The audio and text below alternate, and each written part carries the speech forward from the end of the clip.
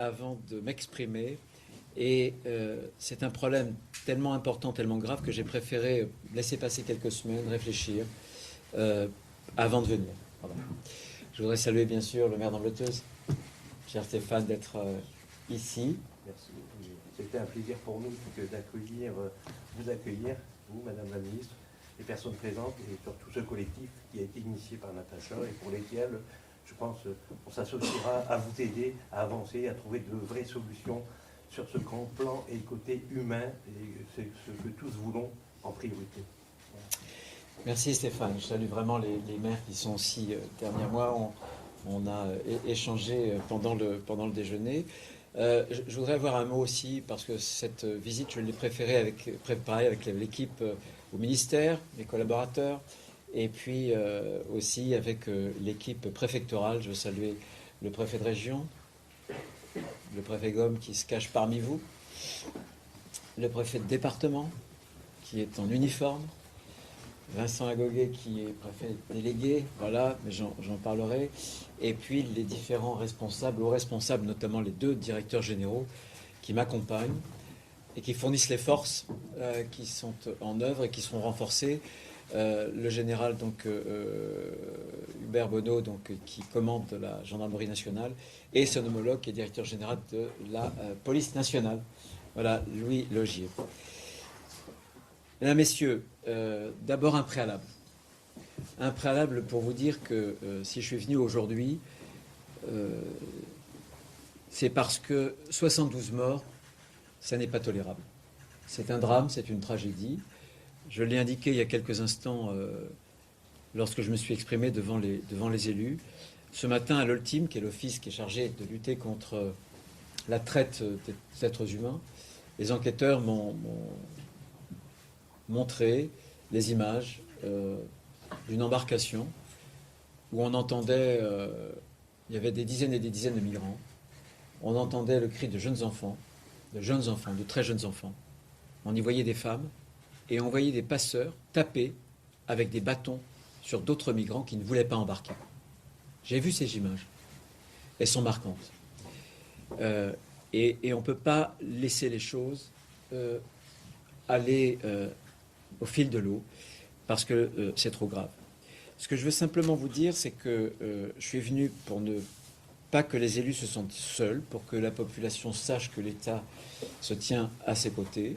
D'ailleurs, dans le témoignage que nous avons recueilli des élus, tous les maires nous ont dit que l'État était à leur côté, notamment à travers les forces de l'ordre, notamment à travers le corps préfectoral. Ce que je veux redire de façon très solennelle, je persiste et je signe. Lorsque j'ai déclenché une polémique en indiquant que pour moi, l'immigration qui est en dehors de tout contrôle n'était pas une chance, je l'assume totalement. Ni pour la France, c'est une chance, ni pour les migrants. Parce que si l'immigration incontrôlée était une chance pour la France, les habitants de Calais, les habitants des communes environnantes n'auraient pas à subir ce qu'ils subissent quotidiennement. Que les choses soient très claires, malgré la mobilisation des forces de l'ordre, 800 forces de l'ordre chaque jour, je le rappelle, ils sauvent des vies humaines. Ils sauvent des vies humaines, puisque les canaux sur lesquels embarquent les migrants ne peuvent pas d'ailleurs, ils ne sont pas fabriqués pour pouvoir faire la traversée. Deuxième chose, l'immigration, ça n'est pas une chance quand elle n'est pas contrôlée pour la France, ni pour les migrants eux-mêmes. Parce que, je vous l'ai dit, je vous ai redonné ce chiffre, 72 morts, et il y a quelques semaines, quelques mois, vous vous souvenez de ce nourrisson de 4 mois qui est mort noyé. C'est l'horreur absolue. C'est l'horreur absolue. Ceux qui pensent qu'on ne doit retenir personne, qu'on ne doit pas garder nos frontières, eh bien je pense que c'est une fausse générosité et que cette fausse générosité nourrit les plus grands drames. Et moi je veux y mettre fin. Lorsque j'ai eu cette question à traiter, j'ai adopté la méthode qui est toujours la mienne. J'ai essayé de poser un diagnostic et d'avoir une sorte de méthode pour approcher ce problème de façon globale. Ce que je vais vous dire, c'est qu'on arrive dans un cadre, dans une logique qui est totalement à bout de souffle. Totalement à bout de souffle. Aujourd'hui, puisque le collectif m'avait fait des propositions, je suis venu pour répondre à l'urgence. Je suis venu pour m'engager sur des propositions. Je vais vous les donner dans quelques instants. Les uns et les autres pourront porter leur jugement sur ce que je me suis engagé à faire comme ministre de l'Intérieur. Mais ça ne suffit pas. Parce que ce sera uniquement le traitement des conséquences de ces désordres migratoires. Il va falloir changer les règles, il va falloir changer de cadre. Et je terminerai vraiment sur cette partie-là. Le premier point, c'est les engagements que j'ai pris il y a quelques minutes devant les élus de la région, les élus du département. Je ne sais pas si le représentant du conseil départemental est ici, du président Leroy, mais j'en dirai un mot dans quelques instants, et des maires. Je suis arrivé avec des propositions qui concernent 3 paquets. 3 paquets d'engagements. Je vais les énumérer. Pardon, c'est un peu didactique, mais je souhaite que ce soit précis, parce que ces engagements, vous pourrez les mesurer, semaine après semaine, mois après mois. 3 paquets. Le premier va concerner la sécurité du quotidien. Le deuxième concernera le soutien aux collectivités locales et aux habitants. Et aux habitants. C'est eux qui sont en première ligne de tous ces désordres. C'est eux, les habitants de toutes ces communes du littoral. Et le dernier concerne la lutte contre les mafias, le démantèlement des réseaux. Le premier bloc, le premier paquet sur la sécurité du quotidien. Nous avions mis cet été, pendant les Jeux Olympiques, ce qu'on appelle une compagnie de marche, qui devait durer de façon expérimentale, provisoire, le temps des Jeux Olympiques. J'ai annoncé que nous allons pérenniser ces 75 personnels qui permettent de patrouiller et qui renforcent le dispositif existant. 75 personnels qui seront déployés notamment les jours, les nuits, où il peut y avoir du passage, où la mer est calme, où les conditions météorologiques, qu'on anticipe bien évidemment, sont propices précisément à ces passages. Premier engagement. Deuxième engagement, nous allons sécuriser le financement du cantonnement CRS de Calais parce qu'on est régulièrement amené à renforcer les équipes. Et je tiens à ce que nos policiers, notamment les CRS, puissent disposer de conditions de vie, de séjour convenables, dignes. Voilà. Fondamental. Troisième élément, la création d'un nouvel hôtel de police à Calais. Bien entendu, nous demanderons aux Anglais de le cofinancer. L'emprise à Calais, Madame le maire, est prévue. C'est une emprise SNCF. Dans la perspective d'un projet plus vaste qui pourrait aussi réunir la police municipale, une cité des sécurités, je crois, comme vous le dites, c'est un autre engagement. Ensuite, le renfort d'effectifs de la police aux frontières. J'ai à mes côtés la directrice, Valérie Mine, de la police aux frontières. C'est un effort conséquent, c'est 75 renforts. 10 sont arrivés il y a quelques jours et dès lundi, les 65 autres arriveront. Dès lundi, je ne dis pas à la Saint-Glinglin, dès lundi, 2 décembre. Ce sera 75 renforts de plus. Et enfin, dernier point sur cette sécurité du quotidien, on va renforcer aussi les effectifs de la police des 2 commissariats de Dunkerque et de Calais à hauteur de 25 effectifs, exactement 15 pour Dunkerque et 10 pour Calais. Ces engagements représentent un effort sans précédent et cet effort, je le dis, je le remets en perspective dans un contexte budgétaire très compliqué. Voilà. Mais que nous assumerons. Et encore une fois, si j'ai donné des engagements précis, chiffrés, c'est bien pour qu'ils puissent être sur le terrain vérifiés. Et les préfets en seront comptables pour moi, si j'ose dire.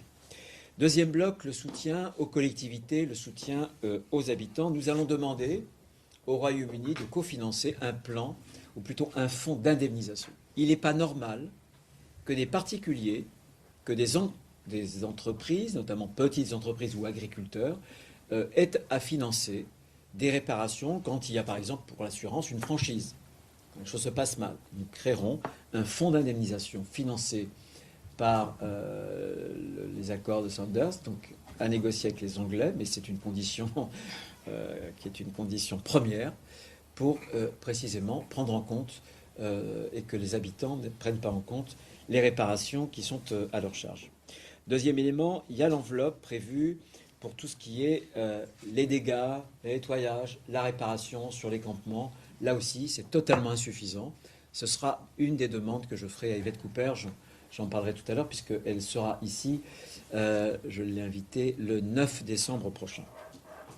Ensuite, le département. J'ai parlé du département parce que les départements ont en charge la tutelle budgétaire notamment et financière avec le bloc communal des SDIS, des services départementaux d'incendie et de secours. Et dans ce département, à peu près, c'est 12% des interventions des sapeurs-pompiers qui sont directement liées au désordre migratoire. Donc nous estimons que ce n'est pas au département, au bloc communal, aux intercommunalités, aux communes, de prendre en charge ces interventions-là. Et par conséquent, là encore, ça devra être financé par nos amis anglais. Deux points supplémentaires. Natacha Bouchard nous avait demandé de désigner un préfet qui porterait en permanence au quotidien cette question migratoire. Il est désigné, il est devant vous. J'ai désigné donc Vincent Lagoguet, qui est préfet délégué actuellement, mais on va le charger tout particulièrement de cette mission et il aura autour de lui 3 personnes, une cellule qui aura donc quotidiennement cet objectif de veiller à la bonne marche des choses. Les élus sauront que précisément quand il y a un problème, ils pourront s'adresser directement à eux. Ça n'efface pas évidemment le rôle des sous-préfets qui sont ici ou même des préfets, mais je pense que un membre du corps préfectoral, un préfet portant jour après jour et au quotidien cette question-là, c'était nécessaire et c'était une de vos demandes. Et enfin, la SNSM, ce n'est pas exactement dans le périmètre du ministère de l'Intérieur, le sauvetage en mer, mais je veux rappeler quand même que cette année, il y aura, et on n'a pas terminé l'année, 5500 sauvetages. 5500 sauvetages, c'est 5500 vies sauvées. Moi qui suis un homme de la mer aussi avec la Vendée, je connais très très bien la SNSM, je connais très très bien l'engagement des sapeurs-pompiers, professionnels, volontaires, mais aussi les sauveteurs en mer. Je ne veux pas qu'ils soient oubliés, et là aussi, nous exigerons, et nous obtiendrons d'ailleurs des amis anglais, une part de financement pour aider la SNSM. Et enfin, dernier paquet, dernière proposition sur le démembrement des filières. J'ai rencontré nos enquêteurs de l'Oltim, je ne peux rien dire parce que c'est une enquête qui est sous l'autorité du procureur, donc je ne peux pas faire de révélation, mais ils font un boulot fantastique et ils démantèlent des réseaux. J'espère qu'il y aura une communication dans les jours à venir, c'est possible, mais on ne le peut pas aujourd'hui. Il faut les renforcer, c'est ce que nous allons faire, aussi bien donc au bureau, à l'antenne de Dunkerque qu'à Calais. À Dunkerque avec 14 enquêteurs de plus, et il manquait 6 enquêteurs ici sur Calais, qui devront donc être, fléchés sur Calais, sur l'Oltim. C'est des moyens importants parce que les enquêteurs, d'abord, c'est compliqué, ça exige un niveau d'exigence, un niveau d'expertise très important. Voilà, donc 3 paquets, vous voyez que ce sont des chiffres considérables en matière très précisément de force de l'ordre, mais aussi en matière de soutien aux élus, aux communes, aux départements, mais aussi pour la population avec le fonds d'indemnisation. Ça, c'est un point qui est important. Mais ça ne suffit pas. Ça ne suffit pas parce que tout ne peut pas se réduire, se régler à coût d'effectifs supplémentaires ou à coût de financement complémentaire. si on ne sort pas de cette logique dans laquelle nous sommes depuis des années, on va courir après le problème en permanence et il y aura d'autres morts. Et ça, je ne le souhaite pas. Que faut-il faire donc? Je pense qu'il y a deux choses à faire. Là, pour aller directement, non plus au traitement des conséquences, mais au traitement des causes. Le premier point, c'est changer, modifier la relation avec les Anglais, avec le Royaume-Uni. Pourquoi?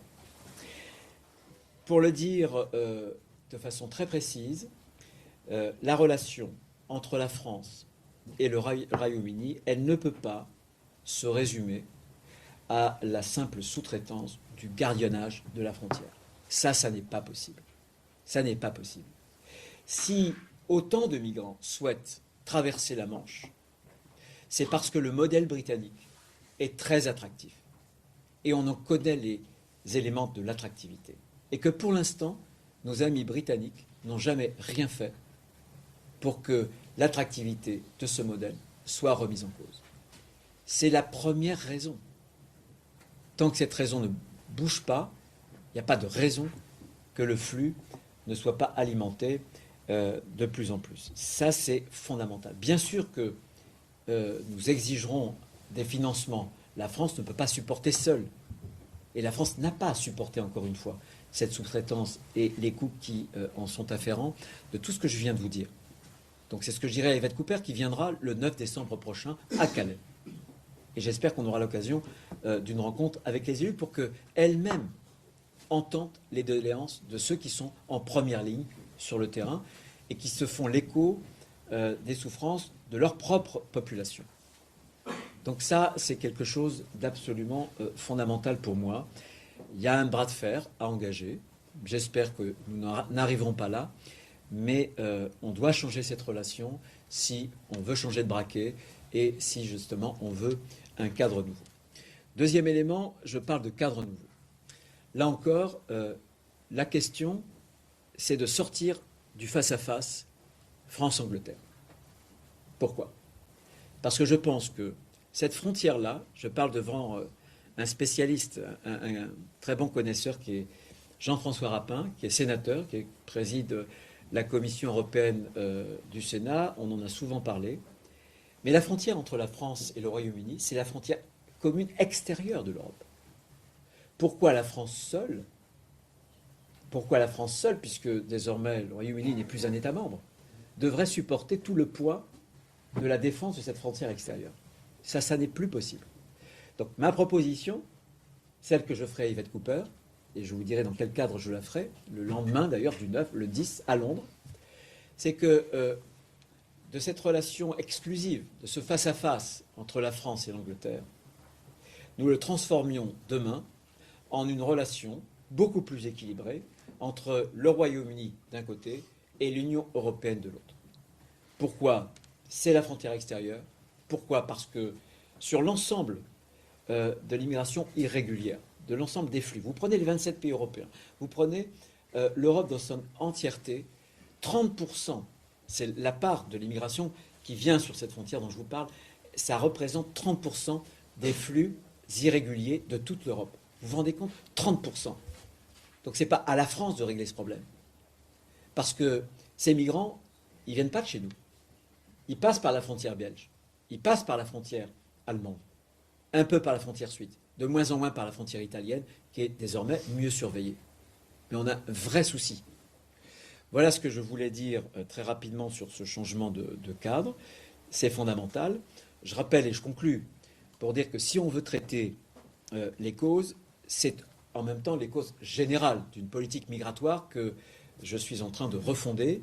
Je vous la rappelle très rapidement. Je pense qu'elle doit être là encore globale.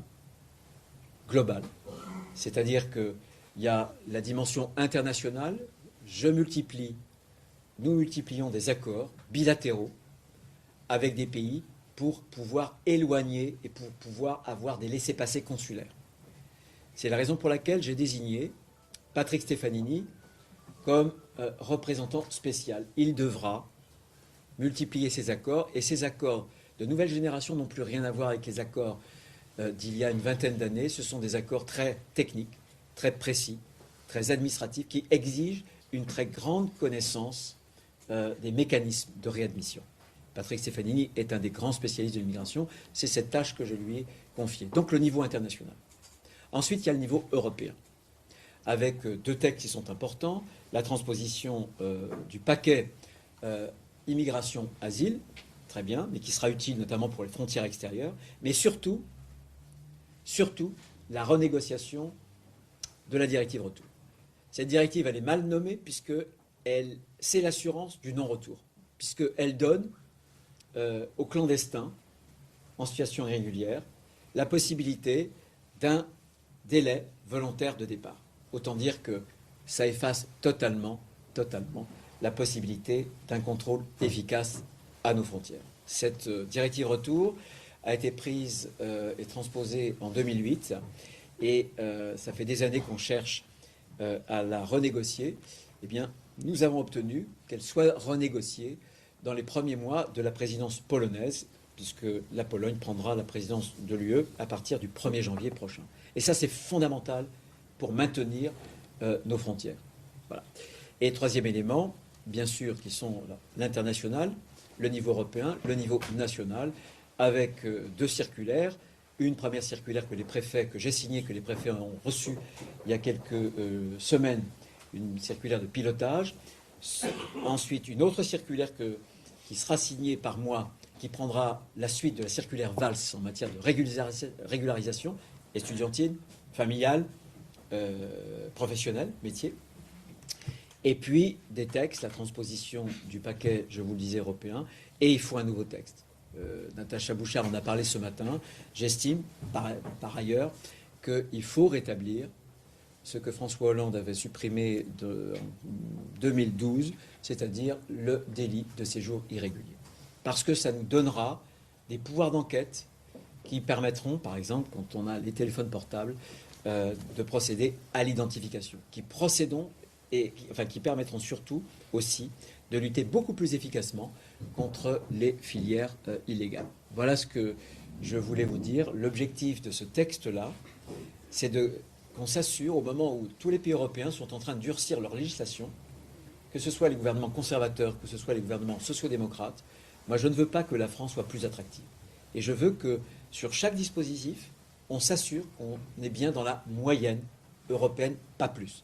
Parce que sinon, on crée des appels d'air. Parce que sinon, on est plus attractif. Si on veut maîtriser l'immigration, et c'est ce que nous demandent les Français de gauche et de droite. Quand vous regardez tous les sondages désormais, alors que les Français sont querelleurs, alors qu'il y a tant de sujets qui nous divisent, désormais, le sujet migratoire crée quelques polémiques dans le microcosme parisien, médiatico-politique. Mais les Français, à plus de 70%, 75%, réclament une fermeté migratoire. Et les Français les plus modestes, parce que ceux-là, ils n'ont pas suffisamment d'argent pour habiter les beaux quartiers, pour se préserver du désordre migratoire. Ils n'ont pas suffisamment d'argent pour placer leurs enfants dans les bonnes écoles. C'est eux qui subissent, en première ligne, les conséquences de tous ces désordres-là. Et c'est pour eux aussi, et d'abord, que je me bats. Voilà ce que je voulais vous dire, un peu longuement. Tu veux dire un mot, Natacha ? Des questions, puis au gré des questions... Emmanuel Michel, je suis journaliste pour M6. Vous parlez de la relation avec l'Angleterre et de ce qu'il va falloir négocier. On sait qu'il y a ces accords de Touquet qui sont là, qu'il y a une dépendance, en tout cas économique, dans la gestion de la frontière de l'Angleterre. Comment comptez-vous vous y prendre, puisqu'ils ne seront pas obligés de dire oui à tout ce que vous demandez ou d'aller dans votre sens, puisque ils ont leur politique, leur gouvernement à eux, ils ne sont plus dans l'Europe, voilà. C'est le sens du bras de fer. J'ai un point que je veux préciser, puisqu'en fait il y a 3 étapes. Il y a ma visite aujourd'hui, il y a le 9 décembre prochain la visite de mon homologue Yvette Cooper, et ensuite à Londres le lendemain la réunion du groupe de Calais que j'ai demandé. Le groupe de Calais, c'est quoi? Historiquement, c'est les Pays-Bas, c'est l'Allemagne, la Belgique, la France et le Royaume-Uni. On va y adjoindre l'Irlande et on va y adjoindre, il ne peut pas venir, mais il m'a donné son accord, je l'ai vu il y a 3 jours, le nouveau commissaire européen, nouvellement investi par le Parlement européen, Magnus Brunner. C'est un Autrichien qui partage le point de vue, l'analyse que j'ai pu vous développer il y a quelques instants. Le groupe de Calais, il sera chargé justement de préparer cette relation nouvelle entre l'Union européenne et puis le Royaume-Uni. Mais le bras de fer, c'est assez simple. C'est qu'à un moment donné, nous, et je sais que c'est la position de Xavier Bertrand et d'autres, mais si les choses ne progressent pas, eh bien, on dénoncera les accords du Touquet. Les choses sont claires. Où il y a, de part et d'autre, une volonté d'avancer et une volonté de trouver un juste équilibre, je ne doute pas que cet accord soit possible. À ce moment-là, il y aura un accord plus général avec 2 voies, si j'ose dire. Une voie d'admission légale, parce que le problème, c'est que depuis le Brexit a détruit toutes les relations migratoires que nous avions avec l'outre-Manche, y compris les admissions légales. D'accord? Donc, l'idée de cet accord UE-UK, c'est qu'on ait une voie d'admission légale, avec des critères, en termes économiques, de regroupement familial, de public vulnérable, je pense aux mineurs, vers l'Angleterre, mais qui est aussi des réadmissions, pour dissuader. Mais ces réadmissions, il est hors de question que la France porte le poids de ces réadmissions. En clair, ça doit être partagé avec nos voisins. L'Allemagne, la Belgique, les Pays-Bas, parce que, comme je vous disais tout à l'heure, les migrants viennent de ces frontières-là. Donc, bien sûr qu'il y a un bras de fer. Il y a un bras de fer, puisqu'il y a des intérêts qui ne sont pas les mêmes. Mais aujourd'hui, on le voit bien, la question principale, ce n'est pas le problème des accords du Touquet, fondamentalement. C'est qu'il y a un modèle économique, socio-économique anglais qui est fondamentalement attractif. Ont-ils modifié leur législation ou font-ils appliquer la législation en matière de droit du travail? Voilà. C'est ces questions-là qu'on doit remettre à plat. Et vous ne pouvez pas influer sur le modèle socio-économique ou l'attractivité d'outre-Manche? Non, mais on peut faire plus ou moins d'efforts sur cette fameuse sous-traitance du gardiennage de la frontière. Vous voyez? Et ça, c'est un levier qui a sa force, je le pense. Monsieur le ministre, l'idée, ce serait finalement d'aller dans des voies légales d'immigration. Mais écoutez, est-ce que vous avez à peu près 71%, je pense, qui passent et... Pardon? Qui sont admis. Qui sont admis. Oui, mais tous ceux qui passent sont admis. Grosso modo. Tous ceux qui passent sont admis. Ça veut dire que s'ils ne reviennent pas, ça veut dire qu'il y a une admission. Donc, plutôt que les uns et les autres meurent, je dis aux Britanniques, créons dans un nouveau cadre réfléchi avec des critères. Ils ont leur souveraineté, ça je la respecte. Parce que je demande la même chose pour nous, la France, en matière migratoire. Mais créons une voie d'admission légale. Non, mais l'admission... ça peut être... Non, si c'est une admission légale, là, c'est pas le problème. Il peut y avoir plusieurs voies physiques, si j'ose dire. Je vous rappelle que, voilà, il y a l'avion, il y a le train, il y a la mer. Après, c'est pas le problème du moyen, terrestre, aérien ou maritime. C'est le problème du cadre juridique. Voilà. Et c'est ça, c'est ce qu'il faut qu'on pose. Tant qu'on reste dans le cadre dans lequel on se débat, on va améliorer la situation. On va faire énormément d'efforts, je l'ai dit. Je me suis engagé, parce que c'est du court terme, ça. Natacha Bouchard, Stéphane et les maires qui sont derrière moi, ils ne supporteraient pas que je leur dise simplement pas de problème, hein, on va tout changer, demain on reste gratis. Non. Donc on agit maintenant, et on agit précisément, voilà, sur ces 3 paquets, mais ça ne nous empêche pas aussi d'avoir le sens de la perspective et de ce qu'il faut vraiment pour nos 2 pays. Et je crois que le Royaume-Uni peut aussi être gagnant, puisque, encore une fois, il y a besoin de main-d'œuvre, il y a un certain nombre de besoins, et il y a des réunifications familiales, on le sait bien. C'est ce qui attire aussi les mineurs et d'autres. Les élus réclamaient aussi la création de lieux d'accueil humanitaire éloignés de la côte. Qu'en est-il? Ah non, mais on a un dispositif, j'ai visité ce matin, l'État fait beaucoup pour nourrir, pour héberger, et il y a des centres d'hébergement, il y a 145 places, on en parlait, etc. Il est hors de question de recréer un point de fixation. On ne va pas recréer, attendez, ça signifierait qu'on recrée sur un point du territoire, peu importe qu'il soit tout près de la mer ou un peu plus éloigné de la mer. Ce serait catastrophique. Ce serait un formidable retour en arrière. Là, très franchement, je le dis comme je le pense, ça n'exclut pas tous les efforts de l'État. Il y en a pour 20 millions d'euros. Tous les efforts que l'État fait actuellement en termes de nourriture, en termes de soins. Et quand je dis 20 millions, je ne comprends même pas les soins à l'hôpital. En termes d'hébergement. Voilà. Mais il est hors de question de créer à nouveau un appel d'air en disant voilà, on va faire un campement, etc. Ça, non. Mais c'est visiblement insuffisant, puisque, encore une fois, les maires continuent de réclamer un meilleur accueil humanitaire de tous ces migrants qui sont sur la côte.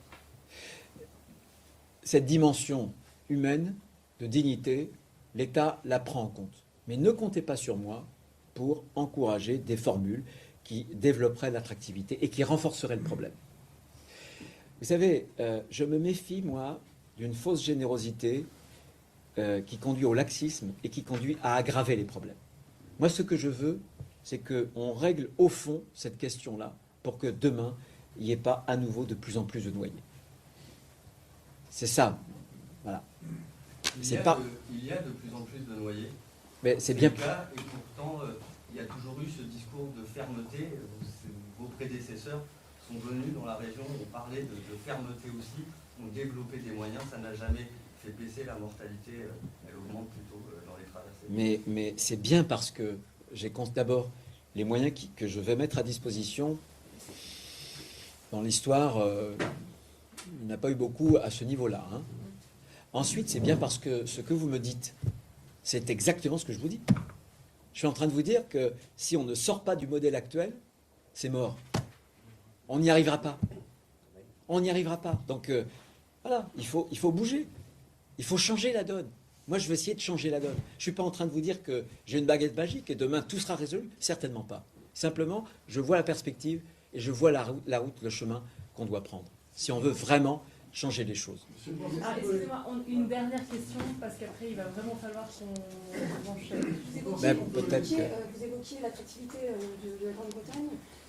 Il y a un autre phénomène, une autre cause qui amène les gens aussi à la frontière britannique, c'est la procédure Dublin. C'est la seule issue pour certaines personnes qui ont déposé l'asile et qui, la seule issue reste l'Angleterre pour ces gens. Non, c'est franchement, c'est une question un peu technique. Très franchement, cette question, elle est totalement dépassée. C'est pas Dublin, respect ou non, qui améliorera quoi que ce soit. On est déjà sous des procédures Dublin. Les choses sont en train de changer d'ailleurs du point de vue de la législation européenne. Très franchement, ça n'est pas la voie de recours. Ça, c'est une fausse bonne idée. C'est parce que les propositions notamment des élus. Hein. Oui, bien sûr. Mais j'ai moi le recul, notamment européen, et je vois bien ce qui se passe, puisque quand je rencontre mes collègues ministres de l'Intérieur des différents États membres. Je voudrais peut-être que, je sais que je dois aller à Boulogne, mais j'aimerais que peut-être Xavier ou Natacha puissent s'exprimer. Natacha, puis Xavier après. Non, François. En fait, je pense qu'on fera un... changer de place. Ouais, le micro, mais sinon, pardon. Le micro tendu, Bon, ce que je vous propose, c'est qu'ils feront un micro tendu. Hein. Alors, attends, tu veux? Ah, la police, j'ai oublié, bien sûr. J'ai oublié un des engagements, puisque les transports, la police des transports, sécurisation des transports, merci Natacha de suivre. On aura là aussi un certain nombre de points. On aura 26 effectifs qui vont être dédiés à la police des transports. Voilà, police des transports. Ça fait partie du premier paquet. C'est une petite ligne que j'avais oubliée, mais Natacha ne l'a pas oubliée. Et comment mais c'est pas que les transports ferroviaires. Non, train et bus. Non, train et bus. Train et bus. Les deux. Natacha. Tiens, viens.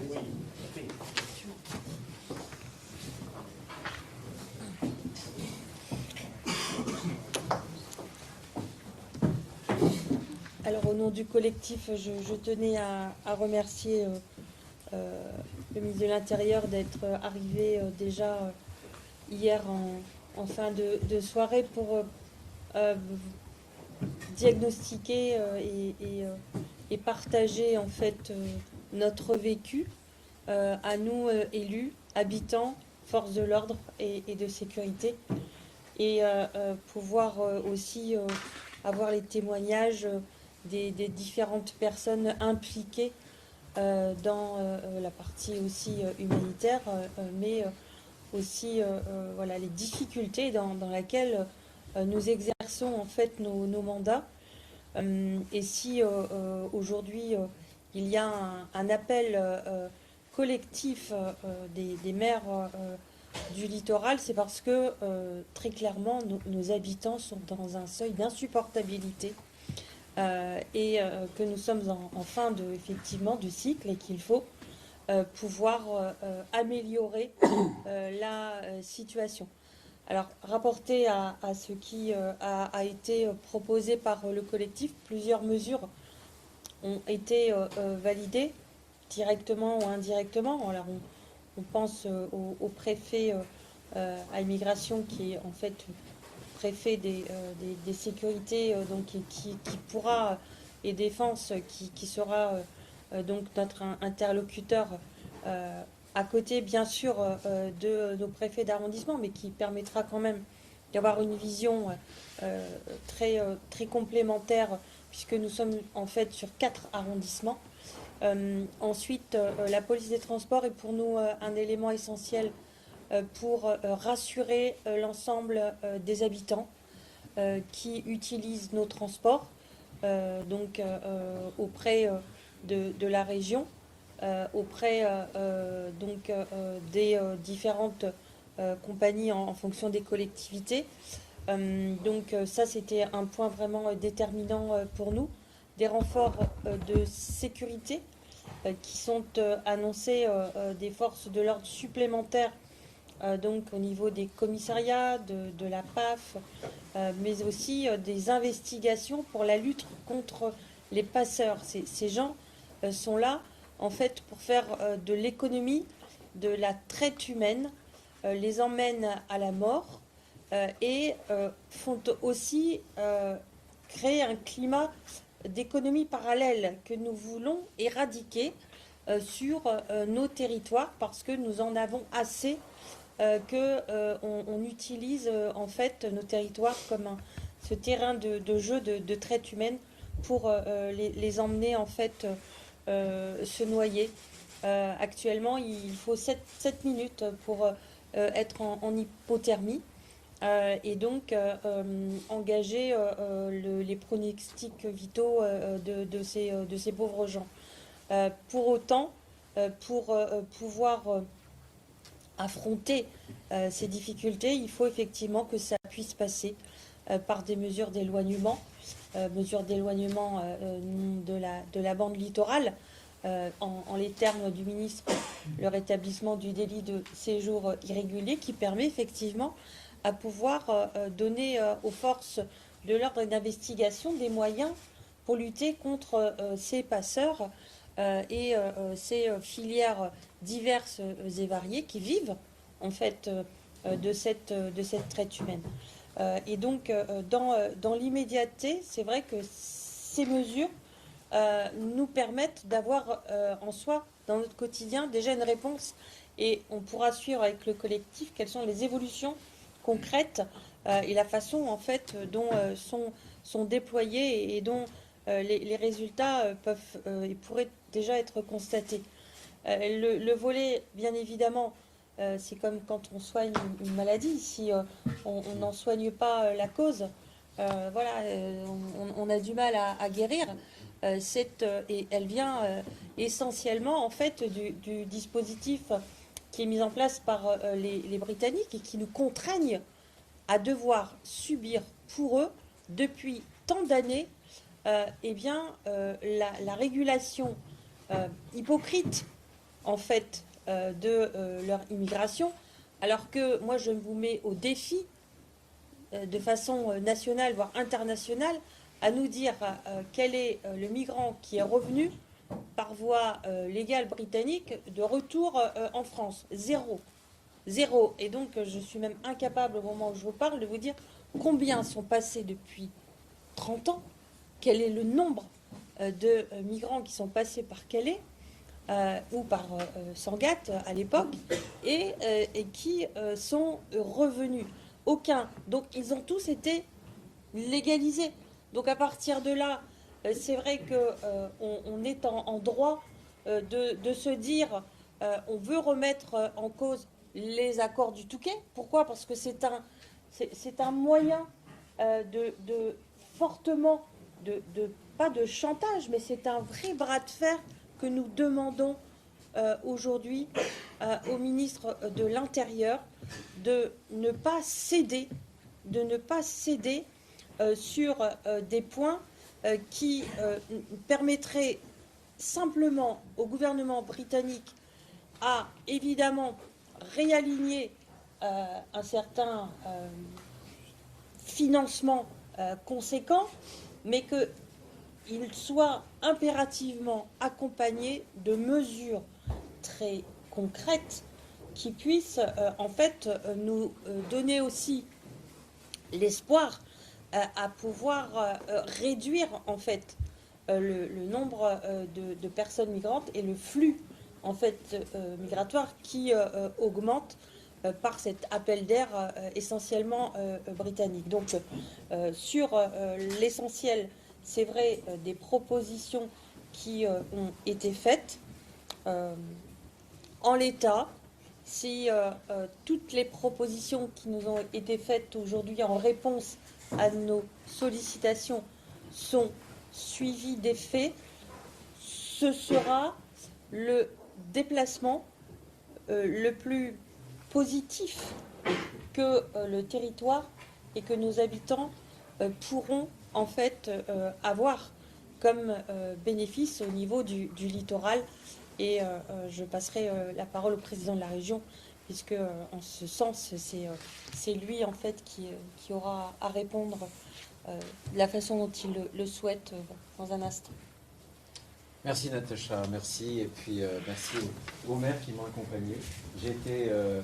Vous n'étiez pas là malheureusement, mais ils m'ont donné des témoignages où chaque nuit, ils se réveillent et où parfois il faut aller constater des morts, etc. Et c'est eux qui sont en première ligne. C'est aussi pour eux qu'on fait ça et pour la population. Xavier. Juste quelques mots. Je connais bien Bruno Retailleau. C'est quelqu'un qui veut faire et qui va faire. Il va mettre en œuvre ce qu'il a dit. J'en suis convaincu. Tout ça va nous permettre de traiter les conséquences de cette crise migratoire. Mais le vrai sujet, le sujet de fond, et je souhaite qu'il ait le soutien de l'ensemble du gouvernement, c'est d'engager le bras de fer avec les Britanniques, c'est de gagner ce bras de fer avec les Britanniques, de le gagner. Et pour cela, vous connaissez ma position.